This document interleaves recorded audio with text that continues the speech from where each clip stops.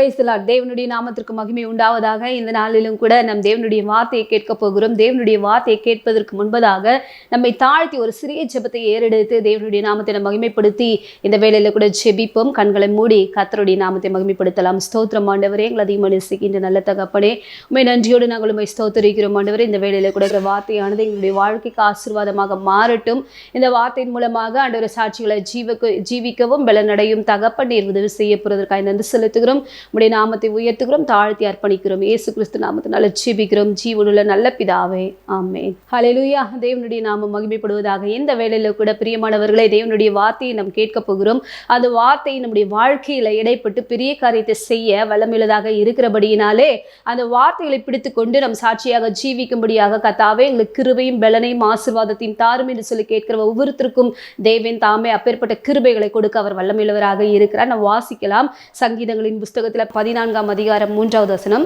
எல்லாரும் வழி விலகி ஏகமாய் கெட்டு போனார்கள், நன்மை செய்கிறவன் இல்லை, ஒருவனாகிலும் இல்லை. ஹல்லேலூயா. இந்த வேத வாக்கியத்துல எல்லாரும் வழி விலகி ஏகமாய் கெட்டு போனார்கள், நன்மை செய்கிறவன் ஒருவனும் இல்லை என்று சொல்லி இந்த வேத வாக்கியம் நமக்கு தெரியப்படுத்துகிறது. பிரியமானவர்களே, எல்லா ஜனங்களும் வழி விலகி ஏகமாய் கெட்டு போனார்களாம், நன்மை செய்கிற ஒரு மனிதன் கூட இல்லை என்று சொல்லி இந்த வேதத்திலிருந்து நம்ம அறிந்து கொள்ளுகிறோம். பிரியமானவர்களே, அங்க எல்லா ஜனங்களும் ஏகமாய் வழி விலகி கெட்டு போயிட்டாங்க. எல்லாருமே ஒரு குடும்பமா இருக்கிறாங்கன்னு சொன்னா, ஒரு சமூகமா இருக்கிறாங்கன்னு சொன்னா, அங்க வாழ்ந்து கொண்டிருக்கிற எல்லாருமே என்ன பண்ணிட்டாங்க சொன்ன ஏகமாய் கெட்டு போகக்கூடியவர்களாக இருந்தார்களாம்.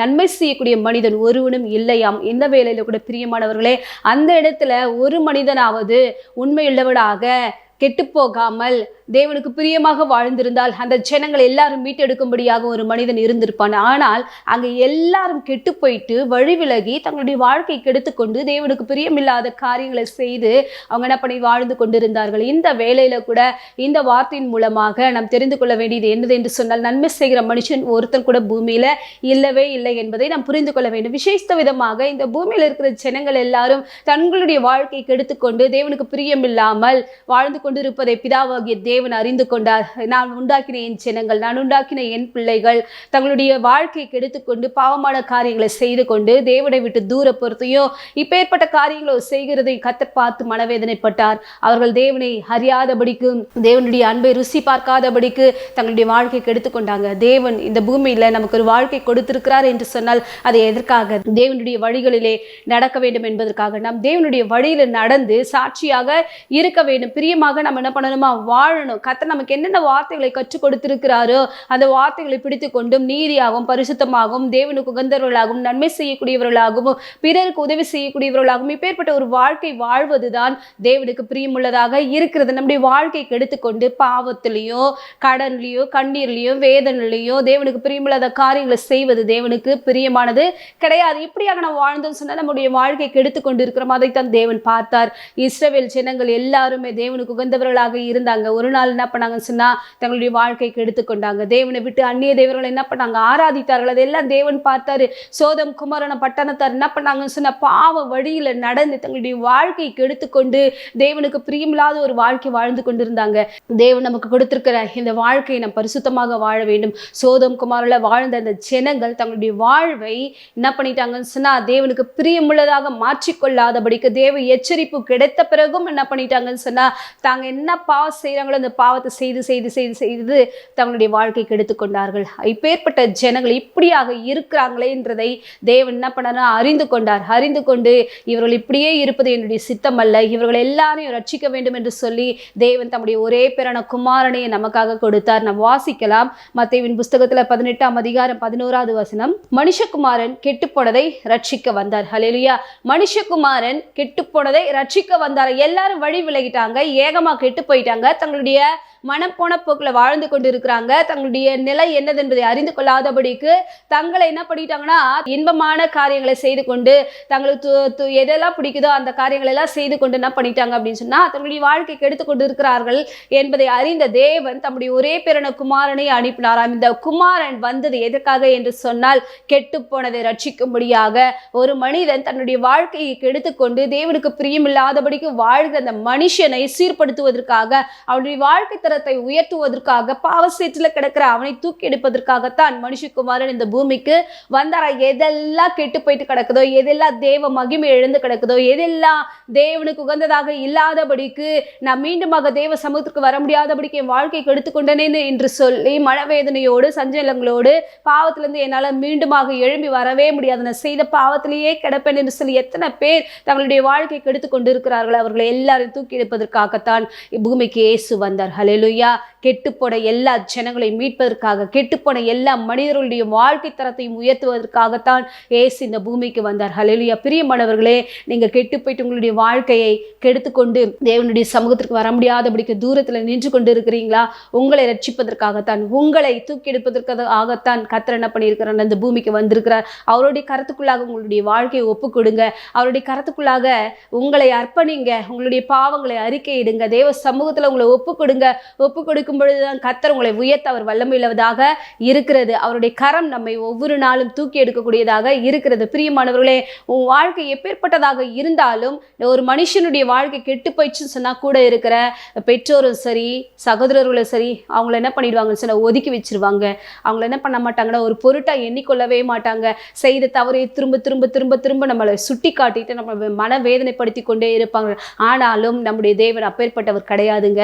உங்ககிட்ட என்ன பாவம் இருந்தாலும் அந்த பாவத்தை பார்க்காதவர். அந்த பாவத்தை தேவன் என்ன பண்ணுவாருன்னா மன்னித்து உங்களுக்கு ஒரு ரட்சிப்பை அளிக்கக்கூடியவராக இருக்கிறார். ஆகையினால உங்களுடைய வாழ்க்கையில எப்பேற்பட்ட பாவத்தை செய்துட்டு நீங்க கெட்டுப்போன ஒரு வாழ்க்கையை வாழ்ந்து கொண்டு தேவனுக்கு பிரியமில்லாம இருந்தாலும் உங்களுடைய வாழ்க்கை தரத்தை உயர்த்த ஒரு வல்லமையுள்ள தேவன் இருக்கிறார் என்பதை அறிந்து கொண்டு அவருடைய கரத்துக்குள்ளாக உங்களுடைய வாழ்க்கையை அர்ப்பணிங்க. அவரிடத்துல நீங்க தெரியப்படுத்துங்க. நிறைய பிள்ளைங்க என்ன பண்றாங்கன்னா பெற்றோருக்கு தெரியாதபடிக்கு ரகசியமான பாவங்கள், போன் மூலயமாக பாவங்கள், தேவையில்லாத காரியங்களை செய்துட்டு என் வாழ்க்கை இப்படியாக நடந்துச்சே, என் வாழ்க்கையில எப்பேற்பட்ட நான் பாவத்துக்குள்ளாக மாறிட்டனே, எப்படி என் வாழ்க்கையை நான் என்ன பண்ண போறேன், இனிமே நடத்த போறேன்னு சொல்லிட்டு தெரியாதபடிக்கு நிறைய பேர் என்ன பண்றாங்கன்னு சொன்னா வாழ்க்கை கெட்டு போயிட்ட பிறகு தற்கொலை எண்ணங்களுக்கும் என்ன பண்றாங்கடா தங்களை என்ன பண்றாங்க உட்படுத்தி கொண்டு இருக்கிறாங்க. இப்படியாக நிறைய ஜனங்க இருக்கிறாங்க, நிறைய வாலிப பிள்ளைங்க இருக்கிறாங்க, நிறைய சகோதரர் இருக்கிறாங்க, சகோதரிகள் இருக்கிறாங்க. தங்க வாழ்க்கை கெட்டு போனது கூட ஒரு பொருட்டா எண்ணிக்கொள்ளாதபடிக்கு அந்த பாவ சேற்றிலேயே உழன்று கிடக்கிறாங்க. பிரியமானவர்களே, இப்பேற்பட்ட ஒரு வாழ்க்கை யாராவது வாழ்ந்து கொண்டிருந்தாலும் என்னை மீட்டெடுப்பதற்காக தேவன் ஒருவர் இருக்கிறார் என்பதை அறிந்து அவருடைய சமூகத்துல நீங்க என்ன பண்ணுங்க, உங்களை அர்ப்பணிங்க. நீதிமான் 7 தரம் விழுந்தாலும் திரும்பவும் என்ன பண்ணுவானா, எழுந்திருப்பானாம். நீங்க தேவனை அண்டிக் கொண்டு அவருடைய சமூகத்துல அவரிடத்துல வந்து ஆண்டவரே எனக்கு உதவி செய்யுங்க என்று சொல்லி அவருடைய கிருபையை நீங்கள் தேவனிடத்துல கேட்கும் பொழுது தேவன் உங்களுக்கு அந்த கிருபையை கொடுக்க வல்லமையுள்ளவராக இருக்கிறார். நீங்க எந்த சூழ்நிலையில கூட இருக்கலாம். மறைமுகமான பாவங்கள், எப்பேற்பட்ட ஒரு என் பாவத்தை யாருமே என்ன பண்ண மாட்டாங்க, மன்னிக்க மாட்டாங்க. என் பாவத்தை சொன்னா எல்லாரும் என்னை வெறுத்துருவாங்கன்னு சொல்லிட்டு நீங்க நினைத்து கொண்டு இருக்கலாம். மனுஷர் எல்லாரும் வெறுக்கக்கூடியவர்கள் தான். ஆனாலும் உன்னையும் என்னையும் நேசிக்கக்கூடிய ஒரு தேவன் ஒருவர் உண்டு. அவரிடத்துல உங்களுடைய பாவங்களை அறிக்கையிட்டீர்கள் என்று சொன்னால் உங்களை தூக்கி எடுக்க அவர் வல்லமையுள்ளவராக இருக்கிறார். உங்களை ரட்சிக்க அவர் வல்லமையுள்ளவராக இருக்கிறார். உங்களுடைய பழைய காரியங்களை எதையும் தேவன் என்ன பண்ண மாட்டாருன்னு சொன்னா பார்க்கவே மாட்டார். உங்களை புது சிருஷ்டியாக கர்த்தர் மாற்றக்கூடியவராக இருக்கிறார். ஒருவன் கிறிஸ்துவுக்குள்ளாக இருந்தால் புது சிருஷ்டியா இருக்கிறான். பழையவைகள் எல்லாம் ஒழிந்து போயின, எல்லாம் புதிதாய் மாறின. நீங்க கிறிஸ்துவுக்குள்ளாக வர விரும்பினால், தேவனுடைய அன்புக்குள்ளாக நீங்க வர விரும்பினீர்கள் என்று சொன்னால் தேவன் உங்களை புதுசாய் மாற்ற அவர் வல்லமையுள்ளவராக இருக்கிறார். அழகாய் தேவன் மாற்ற அவர் வல்லமையுள்ளவராக இருக்கிறார். பிரியமானவர்களே, உங்களுடைய வாழ்க்கையை நீங்க என்ன பண்ணக்கூடாதுன்னு சொன்னா கெடுத்து கொள்ளக்கூடாது. தேவன் கொடுத்த அந்த வாழ்க்கையில நான் நீதியாக நடக்க வேண்டும், பரிசுத்தமாக நடக்க வேண்டும், தேவனுக்கு உகந்த காரியத்தை செய்ய வேண்டும் என்று சொல்லி கர்த்தருடைய வார்த்தைகளை பிடித்துக்கொண்டு நீங்க நடக்கும் பொழுது உங்களுடைய வாழ்க்கை தேவனுக்கு உகந்ததாக மாறும். அதன் மூலமாக நீங்கள் ஆசீர்வாதங்களை பெற்றுக்கொள்ள முடியும். தாவீது என்ன பண்றாரு அப்படின்னு சொன்னா பாவம் செய்துட்டார். பாவம் செய்துட்ட பிறகு அவருக்குள்ளாக இருந்த ஒரு ரட்சிப்பை இழந்து போயிடுறாரு. அவருக்கு ரட்சிக்கப்பட்ட நாளில் இருந்த அந்த அனுபவம், தேவனோடு இருந்த ஒரு அனுபவம் அவருக்குள்ளாக இல்லவே இல்லை. அவர் இல்லாத பொழுது அவர் பார்க்குறாரு, எனக்குள்ளாக அந்த ரட்சிப்பின் அனுபவம் என்னை விட்டு போயிடுச்சு, நான் பாவம் செய்தது நிமித்தமாகத்தானே ஆண்டவரே என்று சொல்லி அவர் என்ன பண்ணுறாருன்னா தேவனிடத்துல வந்து ஒரு இரக்கத்தை கேட்கிறாரு. ஆண்டவரே அப்பா, எனக்குள்ளாக ஆண்டவரே ஒரு புது இருதயத்தை தாங்க ஆண்டவரே, சுத்தமான ஆவி எனக்குள்ளாக தங்கி இருக்கும்படியாக உதவி செய்யுங்க. நிலைவரமான ஆவியானவரை எனக்குள்ளாக நீங்க தங்கி இருங்க. அந்த ஆவியானவர் இல்லாததுனால தான் நான் பாவம் செய்கிறேன், பாவம் செஞ்சுட்டு இடறி போயிட்டு தேவனுக்கு பிரியமில்லாததை நான் செய்து கொண்டிருக்கிறேன் என்பதை அறிந்த அந்த தாவீது தேவனிடத்துல வந்தார். தேவனிடத்துல என்ன பண்ணாருன்னா ரட்சிப்பின் அனுபவத்தை திரும்பவும் பெற்றுக்கொண்டார். பிரியமானவர்களே, உங்களை தூக்கி எடுக்கக்கூடிய ஒரு தேவன் உங்களோடு இருக்கிறார். உங்களை ஆசீர்வதிக்கக்கூடிய ஒரு தேவன் உங்களோடு இருக்கிறார் என்பதை அறிந்து கொண்ட நீங்கள் ரட்சிக்கக்கூடிய தேவனுடைய கரத்துக்குள்ளாக உங்களுடைய வாழ்க்கையை ஒப்பு கொடுக்க வேண்டும். லூக்காவின் புஸ்தகம் 19ஆம் அதிகாரம் 9வது வசனம். இயேசு அவனை நோக்கி, இன்றைக்கு இந்த வீட்டுக்கு ரட்சிப்பு வந்தது, இவனும் ஆபிரகாமுக்கு குமாரனாய் இருக்கிறானே. ஹல்லேலூயா. இந்த இடத்துல நமக்கு தெரிந்த ஒரு நல்ல ஒரு வேத பகுதி தான். சகேயு என்ற ஒரு மனுஷன் என்ன பண்றாருன்னு சொன்னா, இந்த பூமியில வாழ்ந்து கொண்டிருக்கப்ப நல்ல ஐஸ்வர்யமாய் அவர் வாழ்ந்த ஒரு வாழ்க்கை எப்பேற்பட்டதாக இருந்ததுன்னு சொன்னா, நல்ல ஆடம்பரமான ஒரு வாழ்க்கை. ஆனால் இவர் என்ன பண்றாருன்னு சொன்னா, ஏழை ஜனங்களை ஒடுக்கக்கூடிய ஒரு மனுஷனாக இருந்தார். தன்னுடைய வாழ்க்கையை கெடுத்துக்கொள்ளக்கூடிய ஒரு மனுஷனாக இருந்தார். இவர் என்ன பண்றாருன்னா, ஜனங்களை என்ன பண்றாரு, வரிக்கு கொடுக்க வேண்டிய காரியத்துக்கு அதிகமாக என்ன பண்றாருன்னா வரியை வாங்கிட்டு என்ன பண்றாரு, ஜனங்களை நஷ்டப்படுத்தி கொண்டிருக்கிறார், ஜனங்களை வேதனைப்படுத்தி கொண்டிருக்கிறார். இவர் என்ன பண்ண, தன் வாழ்க்கையை கெடுத்து கொண்டு நீதியாய் நடக்க வேண்டிய ஒரு மனுஷன், ஜனங்களை நீதியாய் என்ன பண்ணணுமா விசாரிக்க வேண்டிய ஒரு மனுஷன் தன்னுடைய வாழ்க்கை கெடுத்து கொண்டது நிமித்தமாக தன்னுடைய தவறை உணர்ந்தான், தன்னுடைய பாவங்களை உணர்ந்தான். இயேசு எப்பேற்பட்டவர் என்பதை அறிந்து கொள்ளும்படியாக அவருடைய பக்கத்துல வந்து அவரை உற்று நோக்கி பார்த்தார். உற்று நோக்கி பார்க்கும் பொழுது தேவன் அவனுடைய எல்லாவித காரியங்களை அறிந்து கொண்டார். இவை எல்லாவற்றுமே தேவனிடத்துல சொல்ற அறிக்கையிடுறா, என்கிட்ட இருக்கிறது எல்லாவற்றுமே நான் என்ன பண்ற சொல்லிடுறேன்னு சொல்லிட்டு தன்னுடைய தவறுகளையும் தன்னுடைய குறைகளையும் தன்னுடைய குற்றங்களையும் எல்லாவற்றும் தேவ சமூகத்துல அறிக்கையிட்டான். நான் நாளத்தனையா ஏழை ஜனங்களுக்கு திரும்ப கொடுத்துடுறேன்னு சொல்லிட்டு தன் வாழ்க்கையை தேவனுடைய கரத்துல ஒப்பு கொடுத்தது நிமித்தமாகத்தான் இவனுடைய வாழ்க்கையில ஒரு ரட்சிப்பு வந்ததுங்க.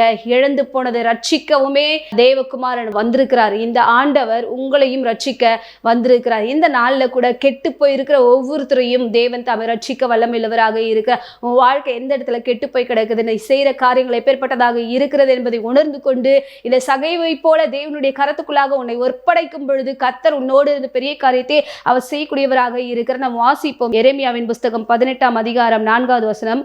குயவன் வணைந்து கொண்டிருந்த மண்பாண்டம் அவன் கையிலே கெட்டு போயிடுச்சு. அப்பொழுது அதை திருத்தமாய் செய்யும்படிக்கு தன் பார்வைக்கு சரியாய் கண்டபடி குயவன் அதை திரும்ப வேறே மண்பாண்டமாக வணைந்தான். ஹல்லேலூயா. குயவனுடைய கையில இருக்கும் பொழுதே அந்த மண்பாண்டம் கெட்டு போயிடுச்சு. அந்த கெட்டுப்போன அந்த மண்பாண்டத்தை அந்த குயவன் அப்படியே விட்டு விடாதபடிக்கு அதை புதிதாக மாற்றினான். அவன் விரும்பக்கூடிய ஒரு நல்ல பாத்திரமாக மாற்றினாதே. அதே போல தான் நீங்களும் நானும் தேவனுடைய கரத்துக்குள்ளாக இருக்கிறோம். நம்முடைய பிதாவாகிய தேவன் குயவனாக இருக்கிறார். அவருடைய கரத்துக்குள்ளாக களிமண்களாகிய நாம் அவரிடத்துல நம்மை அர்ப்பணிக்கும் பொழுது நம்மை கர்த்தர் என்ன பண்ண, ஒரு புது சிருஷ்டியாக தேவன் மாற்ற வல்லமையுள்ளவராக இருக்கிறார். அவர் விரும்பக்கூடிய ஒரு நல்ல பாத்திரமாக, அவர் விரும்பக்கூடிய ஒரு பயனுள்ள பாத்திரமாக கர்த்தர் தாமே நமக்கு உதவி செய்ய அவர் வல்லமையுள்ளவராக இருக்கிறார். கெட்டு போனதை அப்படியே கெட்டு போயிட்டு விட்டு விடுகிற தேவன் கிடையாதுங்க.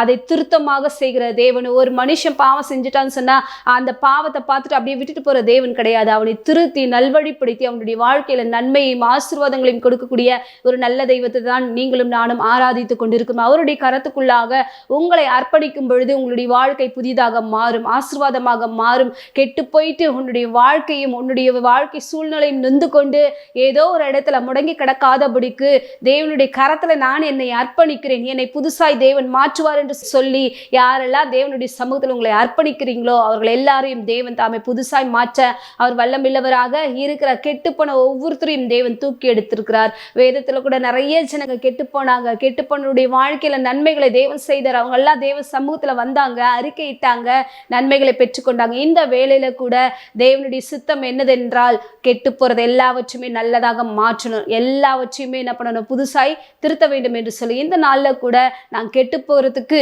நம்ம என்ன பண்ணக்கூடாதா, இடம் கொடுக்க கூடாதா, விசுவாசிக்கக்கூடியவர்களாக இருக்கணும். நம்முடைய ஆத்துமா தேவனுக்கு உகந்ததாக மாற வேண்டும். இந்த நாள்ல கூட எல்லாரும் வழி விலகினது போல ஆண்டவரே நானும் வழி விலகி போக மாட்டேன், எல்லாரும் பாவம் செய்வது போல நானும் பாவம் செய்ய மாட்டேன், எனக்கும் மற்றவர்களுக்கும் ஒரு வித்தியாசம் உண்டு. தேவனை தேடுகிற பிள்ளைகள் நீங்களும் நானும். ஆகையினால உலகத்தான் வாழ்வது போல நான் வாழ மாட்டேன், என் வாழ்க்கை பரிசுத்தமாக நான் காத்துக்கொள்வேன், தேவனுக்கு உகந்ததாக என்னுடைய வாழ்க்கையை நான் மாற்றிக்கொள்வேன், கர்த்தர் என்னோடு இருப்பார் என்று சொல்லி உங்களுடைய வாழ்க்கையை தேவனுடைய கரத்துக்குள்ளாக ஒப்பு கொடுங்க. நீங்க எந்த இடத்துல கெட்டு போயிருந்தாலும் உங்களை சீரமைத்து உங்களை அழகுபடுத்தி உங்களை மேன்மைப்படுத்தி உங்களை உயர்த்தி வைப்பது நிச்சயம். ஆகையினால இந்த வேலையில கூட ஆண்டவரே என் வாழ்க்கை உங்களுடைய கரத்துல ஒப்பு கொடுக்கிறேன் என்று சொல்லி தேவனுடைய கரத்துக்குள்ளாக ஒப்பு கொடுங்க. கர்த்தர் தாமே உங்களை ஆசீர்வதிப்பாராக. ஜெபிப்போம். ஸ்தோத்திரம் ஸ்தோத்திரம் ஆண்டவரே. எங்களை அதிகமாக நேசிக்கின்ற நல்ல தகப்பனை நன்றியோடு நாங்கள் உம்மை ஸ்தோத்திரிக்கிற இந்த வேளையில கூட கேட்ட வார்த்தையின் மூலமாக உம்முடைய பிள்ளைகள் ஆண்டவரே சாட்சிகளாக இருக்கும்படியாக ஜெபிக்கிறோம். கெட்டுப்போனதை ஆண்டவரே ரட்சிக்க நீர் வந்திருக்கிறீர் ஆண்டவரே. எல்லாரும் வழி விலகி கெட்டு போயிட்டாங்க ஆண்டவரே. அப்படியாக வழி விலகி தேவனுடைய சமூகத்தை விட்டு யாரெல்லாம் தூரம் போயிட்டு ஆண்டவரை கெட்டு போன ஒரு நிலைமையில தங்களுடைய வாழ்க்கை கடத்தி கொண்டு இருக்கிறார்கள், அவர்கள் எல்லாருடைய வாழ்க்கையிலும் உடைய வார்த்தைகள் இடைப்படட்டும். நீர் பெரிய காரியங்களை செய்யுங்க. அவங்க வாழ்க்கை தரத்தையும் ஆண்டவரே புதுசாய் தேவன் நீர் மாற்றி அமைக்கப்படுவதற்காக நன்றி செலுத்துகிறோம். தாழ்த்தி ஒப்பு கொடுக்கிறோம். இயேசு கிறிஸ்து நாமத்தினால ஜெபிக்கிற நல்ல பிதாவே, ஆமென்.